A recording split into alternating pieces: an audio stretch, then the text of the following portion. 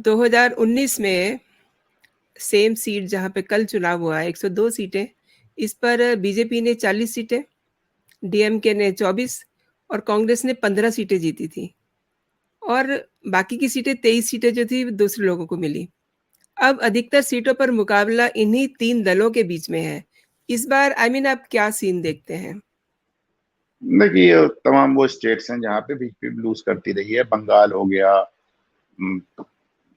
तमिलनाडु हो गया, तो ऐसे उसमें ये तमिलनाडु का तो बहुत ही क्लासिक रहा, एक ही दिन में सारी सीटों का वोटिंग हो गया।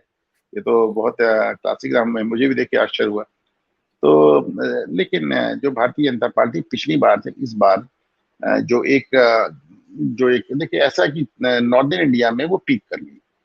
भाई अगर वो 25 से 25 सीट ला रही है तो वो 25 में 26 तो नहीं ला सकती ना, जाहिर सी बात है। अब उसमें कुछ ना कुछ गिरावट ही होगी। एक इनकम्बेंसी भी होती है, लोग लगातार 2 बार से आपको देख रहे हैं 10 साल से। तो इस बार आप देखें वोटिंग परसेंटेज कितना कम था। वोटिंग जी, परसेंटेज जी। मुझसे लोग पूछ रहे थे क्यों इतना कम है। मैंने कहा भाई भाजपा वाले सोच रहे थे हम जीत गए, निकलने की जरूरत नहीं है। विपक्ष वाले सोच रहे थे हम ऑलरेडी हार रहे हैं, निकल के क्या कर रहे हैं। तो ना भाजपा ना पक्ष निकला ना विपक्ष निकला और वोटिंग परसेंटेज कम हो गया। तो दोनों कॉम्प्रिजेंट हो गया। उन्होंने सोच लिया मैं जीत गया, उन्होंने सोच लिया हमें तो हार नहीं है, निकल के ही क्या होगा।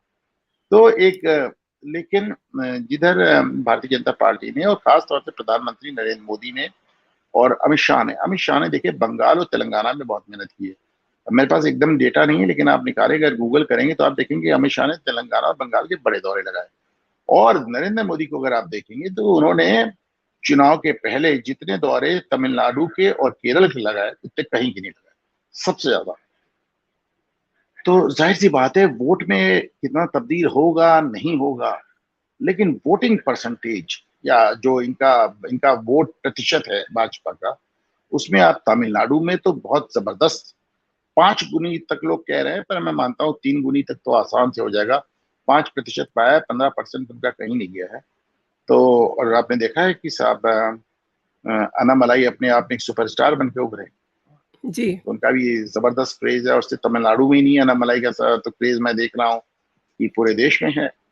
बल्कि जी, बिल्कुल। अन्नामलाई को तो जिस तरह प्रधानमंत्री उनकी पीठ ठोक रहे थे, ऐसे तो मैंने प्रधानमंत्री को किसी को एक्नॉलेज करते देखा ही नहीं।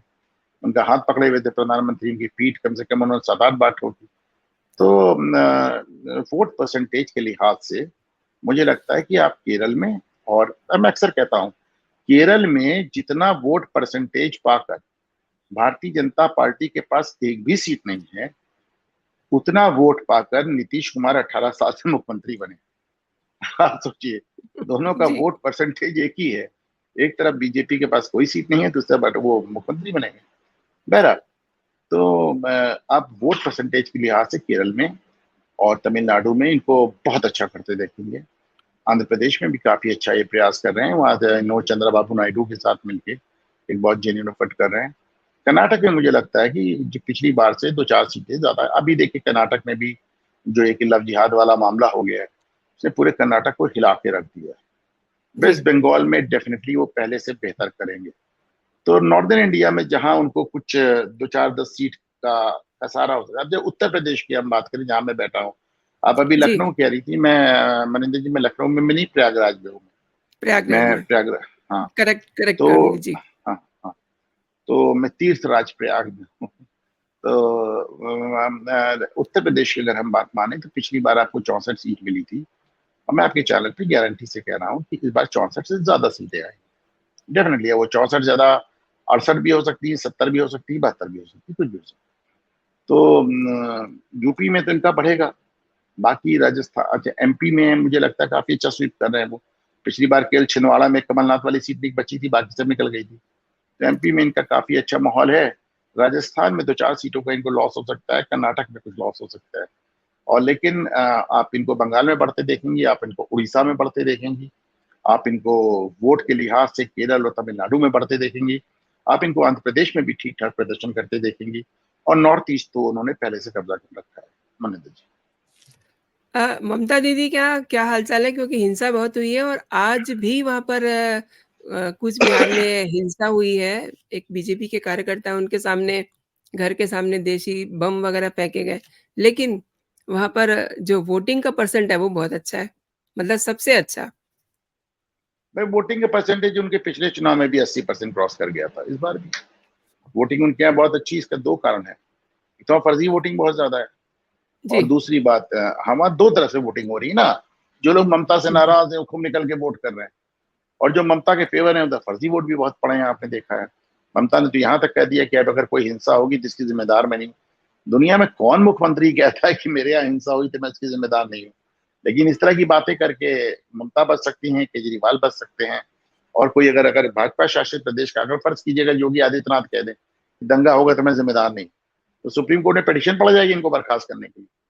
जी, जी। लेकिन ममता है कह रही है। तो बंगाल की वोटिंग का एक कारण ये भी है कि मामला बहुत पोलराइज्ड है, बहुत हाई वोलाटाइल है एकदम, और बहुत लोग वहां पे नाराज हैं। और दूसरी तरफ ममता बनर्जी ने अपनी पूरी सरकार, अपनी पूरी मशीनरी, अपना पूरा कैडर, तो मैं ममता की कैडर की बात करता हूँ तो हमारे व्यूअर्स को पता चलना चाहिए कि ममता का कैडर बेसिकली है क्या। 25-30 साल तक वहां पे वामपंथियों ने राज किया। जो उनका कैडर था, जब ममता जीतने लगी तो पूरा वामपंथी cadre as it is TMC में शिफ्ट हो गया। तो उनका जो कैडर है वो वामपंथियों से, वो वही कैडर है जिसके खिलाफ वो लड़ रही थी। वो गुंडों का, बदमाशों का, टोलाबाजी का, मर्डर्स का, दंगों का कैडर है। और उन्होंने देखिए रामनवमी पे ही अपने इरादे बता दिए थे डराने के लिए। आपने देखा मंदिरों पे अटैक हुआ था और क्या क्या हुआ था, वहां पे बमबाजी हुई थी, गोलियां चली थी। तो बाकी जगह तो पत्थरबाजी होती है, अम, बंगाल में सीधे बमबाजी हो जाती है। वहां पत्थर अत्थर में टाइम कोई नहीं वेस्ट करता। तो अच्छा, दूसरी बात, जब सरकार के पैट्रोनेज और सरकार की मदद से अगर आप कहीं दंगा होते देखें तो आप फिर समझ जाइए कि सरकार घबराई हुई है, क्योंकि जीतने वाली सरकारें ये सब काम नहीं करती। उनको तो लगता है शांतिपूर्ण चुनाव हो क्योंकि हम जीत रहे हैं। हारने वाली पार्टी को लगता है कि जितना ज्यादा बवाल हो जाए उतना अच्छा। सही कह रहे हैं आप। हमने बड़े